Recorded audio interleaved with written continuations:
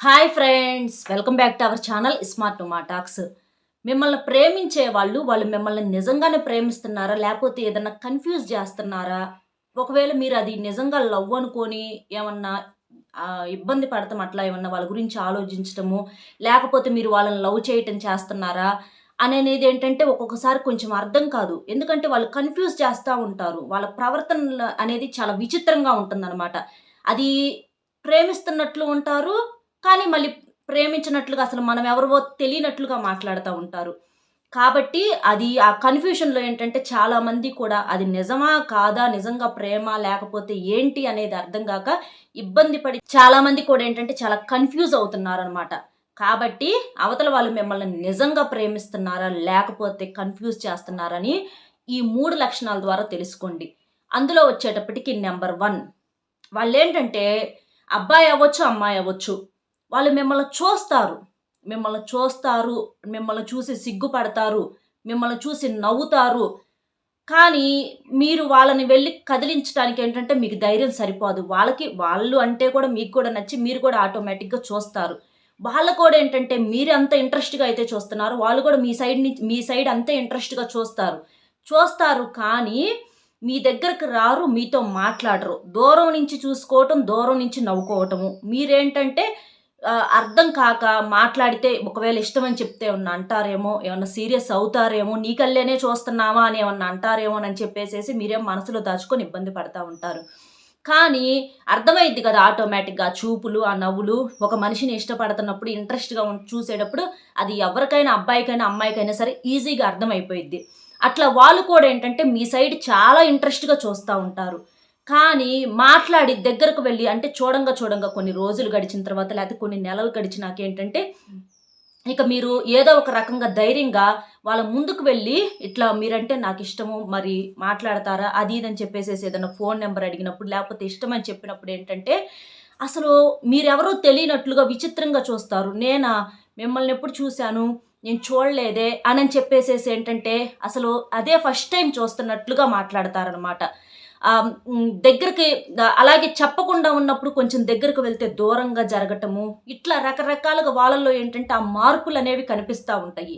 కాబట్టి ఏదైనా సరే మీరేంటంటే కొన్నాళ్ళు మరీ సాగదీయకుండా, కొన్ని రోజులు మరీ నెలలు, సంవత్సరాలు సాగదీయకుండా ఒక ఒక 10, 20 రోజుల్లో అట్లాంటప్పుడే మీకు ఇంట్రెస్ట్ గనక ఉంటే వాళ్ళ సైడ్ నుంచి కూడా అదే ఇంట్రెస్ట్ గనక మీకు కనిపిస్తుంటే తప్పో, ఒప్పో చెప్పేసేయండి వెళ్లి. మీరంటే ఇష్టము అనని చెప్పేసేయండి.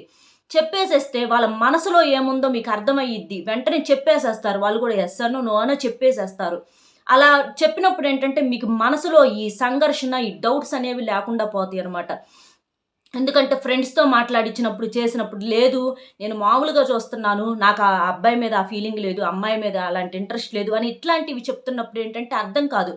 మాట్లాడుతున్నారు. ఎందుకంటే టైమ్ పాస్‌గా లవ్ చేసేవాళ్ళు కూడా చాలా మంది ఉన్నారు. అంటే వాళ్ళు గతంలో ఎవరినన్నా లవ్ చేసినోళ్ళు, వాళ్ళేదన్నా అనుకోని కారణాల వల్ల వాళ్ళేదన్నా బిజీగా వేరే పనుల్లో ఉంటుంటే వాళ్ళతో మాట్లాడటం కుదరక కొంచెం మైండ్ డైవర్ట్ అవ్వటం కోసం ఇట్లా కంటికి నచ్చిన వాళ్ళతో అట్లా కొంచెం ఇంట్రెస్ట్‌గా చూస్తాము. ఏముందిలే వీళ్ళ వల్ల మనకి ఇబ్బంది ఉండదు అనని చెప్పేసేసి అట్లా ఏమన్నా చేస్తున్నారా అనే విషయం మీరు గ్రహించండి.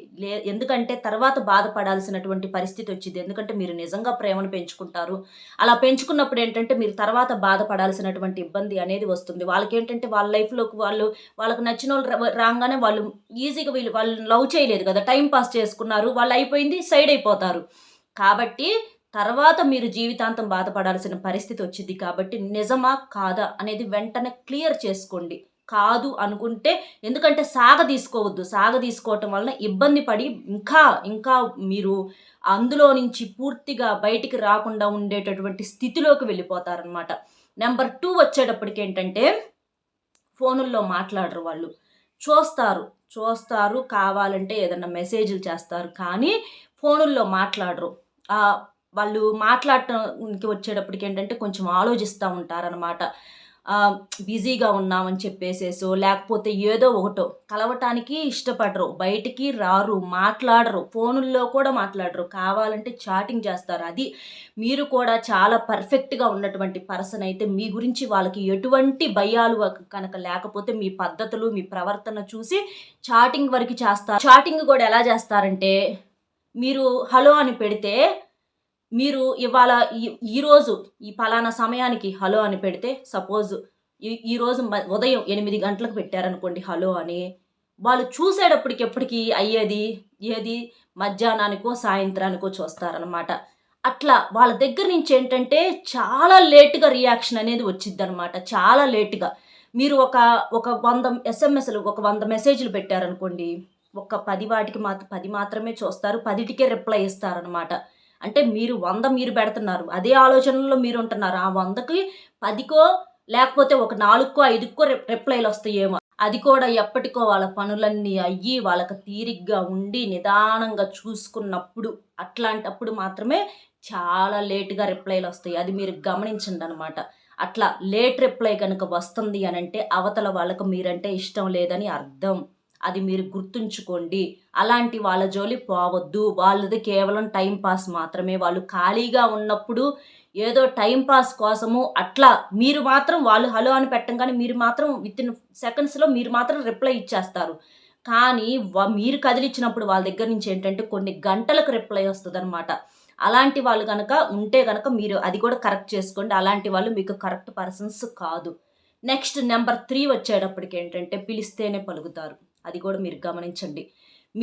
మీరంటే నిజంగా ఇష్టపడేటటువంటి వ్యక్తులైతే వాళ్ళంతట వాళ్ళు మిమ్మల్ని పలకరిస్తా ఉంటారు. మీరు పలకరించాలి కాదని అంటల్లా. కానీ మీరు వాళ్ళు ఏంటంటే ఈక్వల్‌గా ఆ బాండింగ్ అనేది ఈక్వల్‌గా ఉంటుందనమాట. కానీ మీరంటే ఇష్టం లేని వ్యక్తులకేంటంటే బాండింగ్ అనేది చాలా తక్కువగా ఉంటుంది. మీరు పలకరించటమే. మీరు పలకరించినా కూడా పలకరు. అట్లా. అట్లా వాళ్ళంతట వాళ్ళు పలకరించడం అనేది జరగదు. సపోజ్ మెసేజ్‌లు ఆపేశారనుకోండి. హలో అని మీరు పెడితే ఎప్పటికో కొన్ని గంటలకో, కొన్ని రోజులకో రిప్లైలొస్తున్నాయి. అసలు మీరు కూడా హలో అని పెట్టలేదనుకోండి. ఇక అంతే. ఆ బంధం అంతే. అక్కడితో కట్టు. ఆ రోజుతోటి కట్ అయిపోయిద్ది. అంటే మీరు పిలిస్తేనే పలుకుతారు. మీరు కదిలిస్తేనే కదులుతారు. అలాంటప్పుడు ఏంటి? ఇక మీకు ప్రేమ ఎక్కడ కనబడుతుంది అందులో? అది కూడా మీరు గమనించండి. అంటే పొద్దుగూకులు వాళ్ళకి మీరు రెగ్యులర్‌గా టచ్‌లో ఉండాలి. మీ పని పాట మానుకొని ప్రతిరోజు సిగ్గు లేకుండా వాళ్ళకి టైం కదిలిచ్చుకొని హలో అని, హాయ్ అని మెసేజ్‌లు పెట్టుకుంటా వాళ్ళ చుట్టూతా తిరిగితే ఏదో ముష్టి వేసినట్లుగా 10 సార్లు పలకరిస్తే ఒక్కసారి అంటారనమాట. వాళ్ళకి ఎక్కడ ప్రేమ కనిపిస్తుంది మీకు చెప్పండి? మీ మీద వాళ్ళకి ప్రేముంటే నిజంగానే అట్లా చేస్తారా? 10 సార్లు మీరు పలకరించినప్పుడు కనీసం 4 సార్లన్నా వాళ్ళు గూడా మిమ్మల్ని పలకరించాలిగా.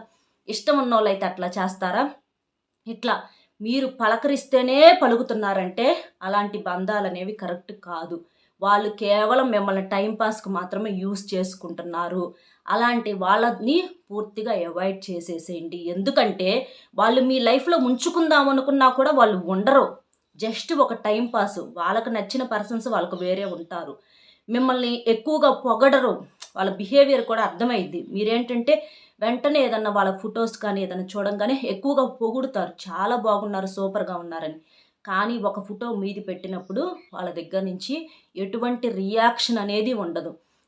ఇలాంటివేంటంటే ఇట్లా వాళ్ళ కోసం స్టేటస్‌లు పెట్టటం ఇలాంటివి చేసినా ఎప్పటికో చూస్తాం. అసలు చూస్తే చూడొచ్చు లేతే లేదు. నమ్మకాలు కూడా అవి కూడా లేవనమాట. అట్లా ప్రతీది కూడా ఏంటంటే లిమిట్స్ అనేవి ఉంటాయన్నమాట.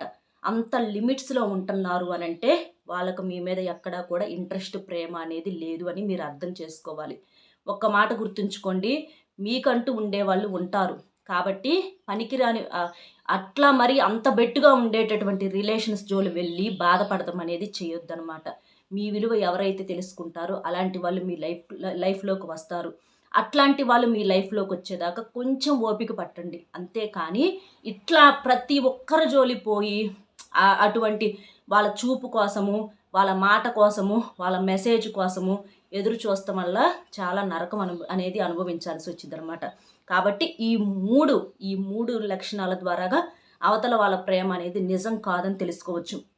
అట్లాంటి వాళ్ళెవరన్నా ఉంటే మాత్రం వాళ్ళు వాళ్ళ లైఫ్లో నుంచి వాళ్ళ లైఫ్లో మిమ్మల్ని నెట్టు పెట్టుకోవాలా, మీరు బయటకు వచ్చేసేయండి.